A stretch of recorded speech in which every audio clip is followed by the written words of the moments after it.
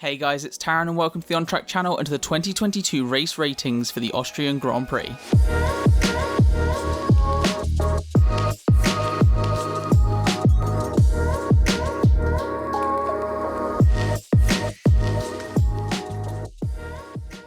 So a very warm welcome to the Austria Race Ratings, a series taking a more chilled out look at the driver performances. As always, spoilers ahead if you've not seen or heard about the results from the past weekend, and also do make sure to give the video a thumbs up if you enjoy it and subscribe down below for more F1 content every week. Now with those two things out of the way, let's get into it. Starting with the sprint, it was Max Verstappen to take maximum points with the Ferraris and George Russell in behind. Then Checo Perez making up a large number of places up to 5th, with Ocon, Magnussen and Hamilton picking up the final sprint points. And I think as the sprints have gone, it was a fairly decent one. You know, we saw the Ferraris go at each other a bit, Checo was making moves, Mick Schumacher defending Hamilton as well, so on the whole, a pretty good amount of action for the Saturday. On to the main result then, and it is a much needed win for Charles Leclerc, having not won for 7 races, not since Australia in fact. He crosses the line first, with Max Verstappen just 1.5 seconds down the road behind, the 2 Mercedes following him picking up 3rd and 4th. Best of the rest goes to Esteban Ocon, a great drive from him, and then an alternation of Haas's and McLaren's before Alonso in 10th place. Now, onto the race, and it was one where there was just so much happening. There was strategy in it, overtakes all over the place, you know, that 5-car battle going on at one point. Lots of action just up and down the grid. And then at the front you had Leclerc and Verstappen, then you had behind them the McLarens and the Haas's going at each other all race long. In terms of race progression, lap 1 incident with Russell and Perez, which hampered Red Bull's options all race, and then Verstappen was overtaken by Leclerc, a great little move from him. Max then pitting earlier to try and undercut the Ferraris, did so with the Ferraris going a little bit later to get the tyre offset, making sure that they had the tyre life later on, and while all of that was going on, we had overtakes galore up and down the field, the McLarens involved, as I said, the Haas cars there too, Alonso in the thick of it, Ocon a little bit, the Aston Martins at times as well. Honestly, just a bit too much to properly keep track of. And then come the end of the race, disaster for Carlos Sainz with one of the most dramatic engine failures I think I've seen for a while. And then Leclerc also having issues with the throttle pedal but managing to just hold on and take the win. On to the ratings then, and starting with the YouTube poll for you guys who have given it a 7.3, which is pretty reasonable, I think. I'd agree it wasn't quite on the level of Silverstone. Maybe if that VSC at the end was a full safety car, it would have been much more dramatic. But for my result, I actually really enjoyed that one. Like, I'm happy if there's stuff going on lower down the order, and a rare well done to the TV director in my opinion, not just following Leclerc and Verstappen at the front for example. But yeah, ratings wise, I think for me, I'm actually going to give it an 8.5. Right there with a Bahrain or a Saudi, somewhere in that range, but slightly lower than Silverstone last week. On to teams, and starting with AlphaTauri, and got to go down as a disappointing weekend, no points picked up in either race. I'll start with Gasly, and for his sprint, very much undone on lap 1, a kind of similar incident to lap 1 at Silverstone, where it's 3 wide and the car on the right comes across and then just contact. Like I said with Russell last time, racing incident, but more blame on the car on the right, which in this case is Gasly. And then you have his race, which in all honesty was a little bit of a mess. You know, started lower down, then made some progress, was up to the fringes of the points before he stopped, but then got a 5-second penalty for track limits, not the only one, but a penalty nonetheless before a collision with Seb Vettel, which he got another penalty for. That one was definitely his fault, very much a carbon copy of the Hamilton Albon one a few years back. And then from there, eventually finished 15th. So I think rating-wise, it's probably going to be a 3. Penalties, collisions, not an incredible race otherwise, just rather messy, and a not overly great sprint either. Then for Tsunoda in the sprint, it was actually a little bit disappointing, as he was clean on lap 1, but then had Gasly get past him later on, even though Gasly had the incident, and Tsunoda just generally towards the back. So yeah, pretty disappointing.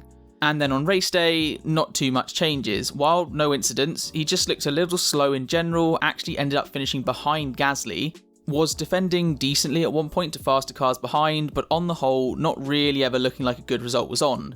So rating wise, it's going to be a 3.5, just ahead of Gasly, simply just because no incidents, but like Pierre, disappointing race and sprint. On to Aston Martin, and I want to say they had the potential to maybe snag a point somewhere, but generally did look a little bit slower than they have done the past couple of weekends.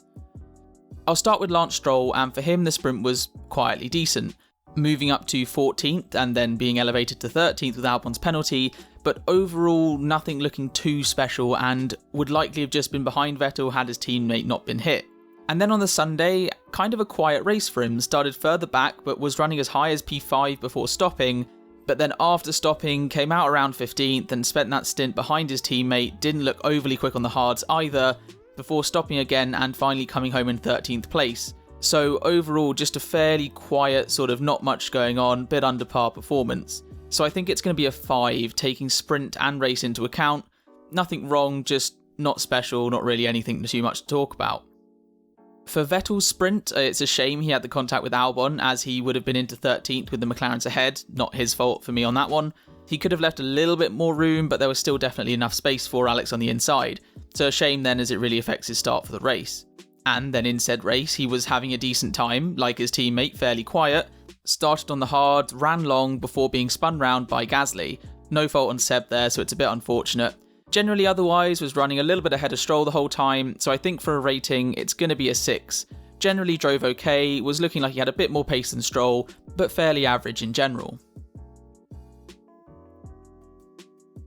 Next up Williams, and no points for them, but some competitive running from Albon in the race, which was nice enough to see.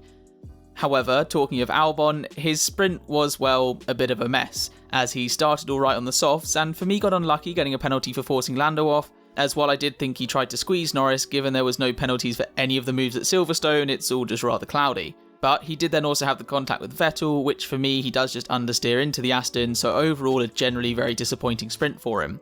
But come the race, definitely better, did a good job of generally running to his own pace and actually come halfway through was sat in 11th.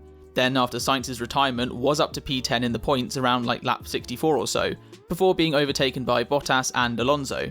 So combining the sprint with the race, it's probably say an 8 for the race, a great performance, and then like a 3 or a 2.5 for the sprint. So on the whole, it probably average out to about a 6, and obviously the race is a bit more valuable. And then Latifi, so his sprint was appalling. He ended up like 14 seconds off of Tsunoda in 17th, and was basically lapped by Verstappen. Had we not had the abandoned formation lap, he may well have been. So yeah, quickly summed up, dreadful sprint. Then on to Sunday, and actually did alright. He picked up some lap 1 damage, I believe, but was still kind of in touching distance of the cars ahead. At the back, but close enough, and then the team decided to retire the car. So probably taking both into account, it's going to be about a 4, with I'd say a 1 for the sprint, but maybe a 6 in the race considering he did have that little bit of damage. On to the Alfa Romeos, and definitely continuing their trend of pace, just slipping away from them as they failed to pick up any points. So I'll start with Joe, and for his sprint, it kind of started badly and then was pretty good once he got going. He had the engine die on the formation lap, but managed to start from the pit lane and made up a number of places getting past the AlphaTauris and the Canadian drivers. Then onto his race, and a little underwhelming I think, mostly due to that reduced performance in the Alfa Romeo. You know, he battled well against people, but it was always defending as opposed to being able to be aggressive and try and make some overtakes. Did also pick up a penalty for track limits too.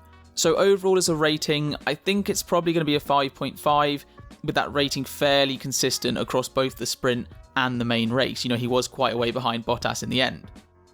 Then onto Valtteri, and for the sprint it was, well, kind of average. Didn't really gain, didn't really lose, and ultimately it wouldn't matter as he was taking a new engine and would start from the back anyway. And then in the race, from the back, well, the pit lane actually made his way up to P11, which on face value is a pretty good effort. You know, made up some places early and then just quietly went about his race, slowly getting closer to the points before overtaking Albon for P10, but then getting passed by Alonso. So on the whole, it was a just under par sprint and a just sort of above par race when you consider, again, some of those places are Perez, Sainz, Vettel was spun, Gasly with penalties, Latifi retired as well. So I think it's going to be a 6.5 on the whole. Just pretty solid, but not overly special, just above average is how I'd put it. On to McLaren, and while a double points finish come race day, definitely not looking quite as pacey as rivals for 4th Alpine. I'll start with Ricciardo, and a generally pretty average sprint for him. I get the sense that McLaren wasn't quite there pace-wise, but it was a little encouraging to see him, you know, want the free air. They wanted the team to swap him round and put him ahead of Lando, and at least asking the question, which shows that his pace was on par, if not better. But then come the race, just spent pretty much the entire time just a little bit behind Norris, and that was through all the laps. and it shows in the final result as well, where he finished behind Lando by a couple of places. So on the whole for Daniel, there really aren't many notes behind just being a little bit behind Lando. So for a rating, I think it's probably a 6, raised from a 5 or so just based on the decent pace and the sprint, plus a couple of points for his finish. For Norris then, in the sprint and on the whole, I think it was, like I said, that case of McLaren not really having quite the pace, but also was quite unlucky with his battle with Albon. Had he got past straight away rather than being pushed wide, then maybe he could have made some more progress, but on the whole, a generally average sprint for him. Then onto the Sunday and the race, and did look a lot better. He managed to undercut Schumacher and was battling with the Haas cars, having to pass some slower ones in front. I'm pretty sure he was part of that massive 5-car overtaking battle just going on up through turn 3 and 4. And after all of that, he did eventually end up ahead of Magnussen. Did get himself a 5-second penalty for track limits. Again, many people did, but it's a little bit minus of a mark. And may well have cost him a shot at Schumacher for 6th place. He wasn't too far off him in the end. But on the whole, a pretty solid race, and I think rating-wise it's going to be a 7 for both the sprint and the race. It's a generally good performance on the whole, and I think I can safely say he was just better than Daniel in the race. On to Haas, and a really good result for them, points in both the sprint and the race, which moves them above AlphaTauri in the standings. I'll start with Magnussen, and it's quite an interesting one. I'm not sure if he was slower than Schumacher or was playing the team game to pull him along in the sprint this is, but either way, just kept some solid pace, and picking up sprint points is also good. But come the race, did end up behind Mick, although was ahead for sort of the first 20 odd laps or so. Did do a good job of overtaking cars when he needed to, got past the likes of Joe and Alonso, and headed up that 5-car battle that I've talked about. So on the whole, I think I'd say a decent sprint and a decent race for Kevin, probably gets a 7. Very solid, but could argue his pace wasn't quite ahead of Mick. For Schumacher then, and the sprint, it was great to see him defend as well as he did. He placed the car really well, used the DRS to his advantage, and nearly kept Hamilton behind for pretty much the entirety of it. Not sure if he had the pace over Magnussen, or whether it was just because he was in the DRS, but would say for sure it was at least similar, so an encouraging sprint on the whole. Then come race day, and it got even better. He was behind his teammate early on, also had to deal with the McLarens getting past on strategy. They both undercut him, but he was making overtakes all over the place, overtook Ricciardo and his teammate, battled with Stroll at one point. He must have got past Norris, obviously, to finish 6th. And eventually, as I said, coming out of it all, P6, with only Ocon really ahead of him as best of the rest, is an amazing result. So I think ratings-wise there for Mick, it's going to be an 8.5. He had the pace all weekend, really. Made clean moves, plus some great defending in the sprint too. Definitely looked comfortable, and on the whole, beat his teammate. On to Alpine, and definitely starting to look a bit more like the clear-cut 4th place team on pace, and more good points scored for them. Driver-wise, I'll start with Ocon, and in the sprint I didn't actually have much written down. He just sort of solidly ran his race, did get overtaken by Perez, but on the whole, a generally good outing. Then come the race, another very strong showing for him. He seems solidly in that best of the rest position for a long time, just running ahead of the Haas's and the McLarens in behind, managing to stay out of unnecessary battles and then making some overtakes when he needed to. I probably have the fewest notes for Ocon, as it was just an overall solid job in both races, and I think it gets an 8. On the whole, could maybe bump him up a half point, but the pace wasn't like a million miles ahead of those behind, just enough to be comfortable. And then on to Alonso, who, well, didn't have a sprint, as not only was his car left on the jacks, but then they couldn't get it started from the pit lane. So I guess if there's a consolation for being left propped up, it's that he probably wouldn't have been able to get started anyway. But it did mean he'd have to start the race towards the back. And come race day, he actually made up places, a lot of them through staying out on his hard tyres before then coming in, and then he stopped again later around the VSC period and came out in 14th, so just generally making places as well as he could, defending as well against some of the cars coming from behind. That was good to see. But he did make his way back up into the points from 14th. He overtook Bottas and Albon to get there. So running up from 19th place into the top 10 and looking like he had very good pace in general. I think rating-wise, trying to compare to Ocon, I'm going to give him an 8 as well. Both very good races, but in different ways.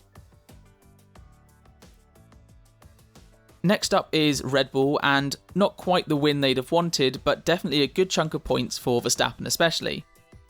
So talking of Verstappen, a very good sprint for him, just kept P1 through the first corner the first couple of laps, made sure he broke the 1 second barrier quickly, and then just held the Ferraris at 2-3 seconds or so for the rest of it. A good job on the whole.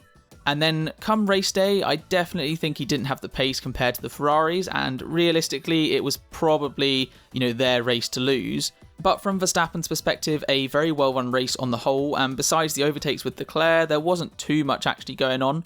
Did have to get past Hamilton and did that fairly quickly. So yeah, for Verstappen, I think an 8.5 is probably about right. He had a good sprint too, kept his car in it, but had he had a bigger shot at the win, it would probably be a higher rating.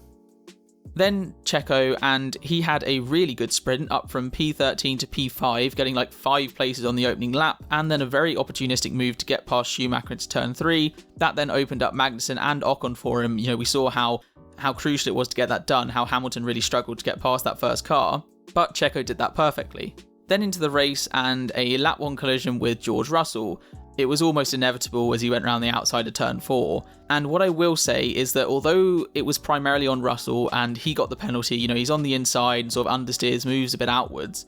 But if you look at Perez's onboard, there is a lot of space to his left. It's not like incidents we've seen there where the car on the outside is right up against the gravel. There's sort of like a car and a half, maybe even 2 cars width to his left when the contact is made. So basically what I'm saying is, yes, it's still George's fault, and I do agree with the penalty, but maybe Perez didn't quite need to be as tight. He probably still would have got the place anyway. But the collision did basically just ruin his race, and so it gets the race at least a not applicable rating, which for me overrules kind of what would have been maybe like an 8.59 for the sprint, simply because I don't think it's fair basing 94 laps of total racing on just 22 of them. Onto Mercedes then, and a familiar saying this year, picking up the pieces, picking up the best possible result for them when things go wrong ahead. I'll start with Russell, and in the sprint, there's not too much to say. He kept P4 at the start, didn't really have the pace to keep up with the top 3, but was quick enough to not have any issues with the cars behind. So overall for the sprint, pretty solid.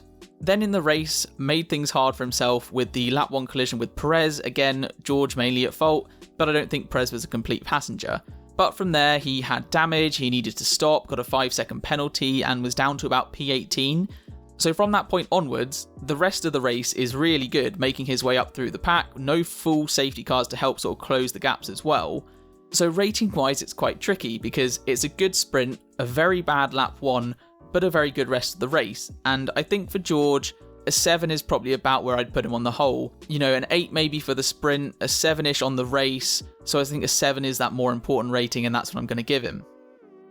On to Hamilton, and generally a disappointing sprint for Lewis, more so through situation than performance, as he was sort of pinched into turn 1, again the contact with Gasly, but was pinched into turn 3 as well, although the reason he was in those situations was because he didn't get a great start.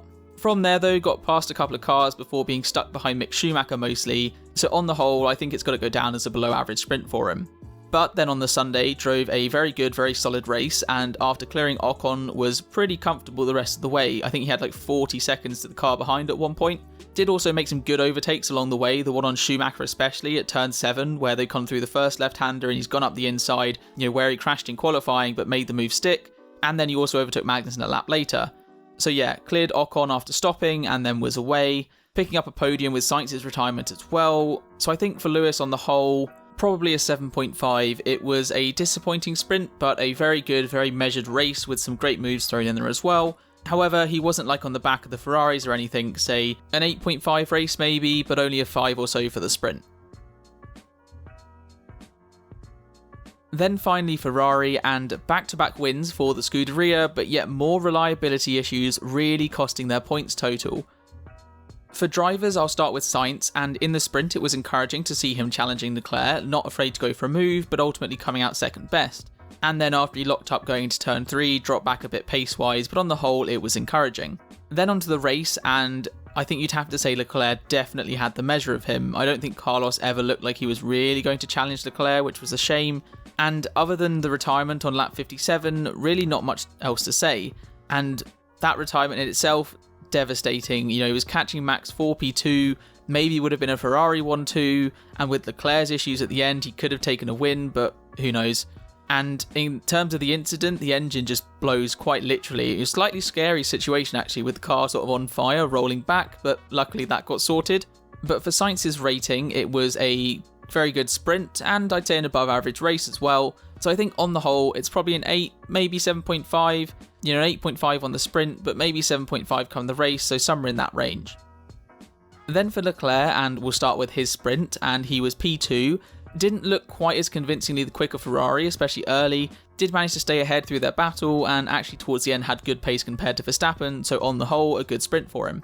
Then come the race, a pretty flawless performance from him really, made sure to stay with Verstappen early, learning from the sprint, staying within the DRS range, then making an amazing move up the inside of turn 4 and looked very comfortable the rest of the way, wasting no time to get past Verstappen the second time, a very nice switch back at turn 3, some throttle pedal issues as well towards the end after Sainz's DNF where the pedal wasn't quite coming all the way up, so to deal with that in the corners, he's overtaken Verstappen twice, clearly has the best pace on race day.